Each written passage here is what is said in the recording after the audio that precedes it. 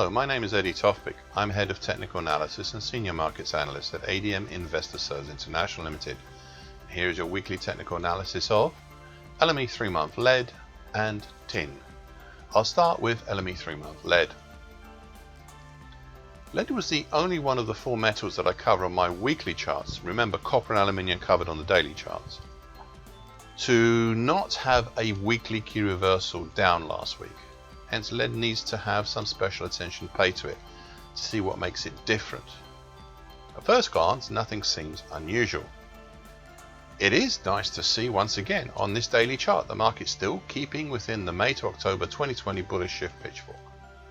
This time either side of the middle time, currently at 21.59. Last week in my commentary I pointed out the boring or seemingly narrowing range with some bearish pressure on top. The base of the action is around the 50% Fibonacci line, the big February 2018 to March 2020 move at 21.27. Now with the added support of the rising short medium moving average, currently at 21.33.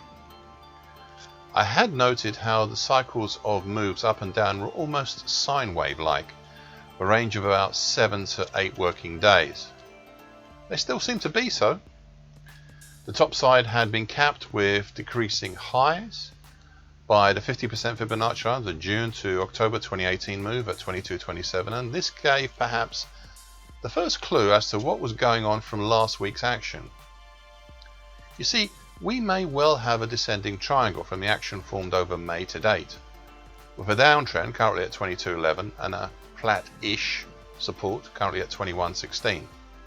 That's just under the 50% Fibonacci line at 21.27. Now initially I thought this might have some elements of a very large bull flag stroke halfway hesitation type action, but last week I lay off forcing that issue or calculating a move up other than a speculative one that it might be in the 2380s. Overall, I am still not completely convinced that this idea is wrong, so I'll just hold it in my back pocket in reserve. I also mentioned last week and the time before two possible patterns. The second idea was a possible cut with handle pattern. Now the action over late February, even till now, looks promising as a bullish cut with handle, but the excessive height and the recent wide action for the handle goes quite a bit against it. However, I thought enough of it to place a potential possible target X in the 23.51 area. So there you have it. A seemingly more likely recent descending triangle, which has a slightly more bullish bias, but can break either way. A possible large bull flag stroke halfway hesitation pattern, which is still also forming, and a bullish cup with handle pattern whose handle looks a bit too excessive. It's worth noting that the only pattern that has a bearish element is the descending triangle, even if it can only be bullish as well. It is also still early yet, and there are lots of obstacles in the way either way, but that is what I can see right now. LME 3-month tin. As I've already mentioned in my video on LME 3-month nickel and zinc, those of you who saw my email and post on Sunday night would know already what the main feature from last week was. We had a trio of weekly key reversals down last week in LME 3-month tin, nickel and zinc. In many ways here, the action here in tin was the least most damaging to the overall bullish incentive. It still thrives. The original move back up, which started some 15 weeks ago, translated to a higher level some 8 weeks ago when prices moved up in between from above in between the middle time below, currently at 30.335, and the upper time above, currently 32.715. And that's of the January to March bullish shift pitchfork. Now this tied in nicely with a point I made 6 weeks ago. It was, as I pointed out repeatedly, and I quote, a little bit out there, end of quote.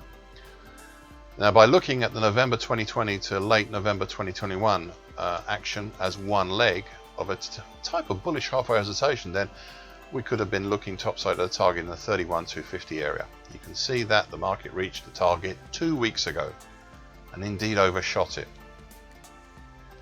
It is from this overshoot that the weekly key reversal down was generated from.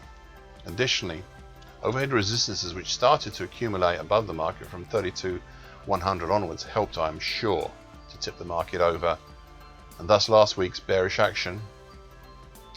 Now there is one crucial thing to remember here, and why I stated right at the start of the action last week here was the least most damaging to the bullish incentive. That factor is that we are still within, and nicely within, the same bullish shift pitchfork that moved up from the 23,000 area back in March up to where we are now. And until this pitchfork is broken or amended, then it still governs the bullish incentive. That is why this is still the least affected by the trio of weekly key reversals down that we saw in the metals. Thank you for listening. This weekly broadcast gives essential market patterns and consequences. Please be aware of the risk disclaimer posted with this broadcast.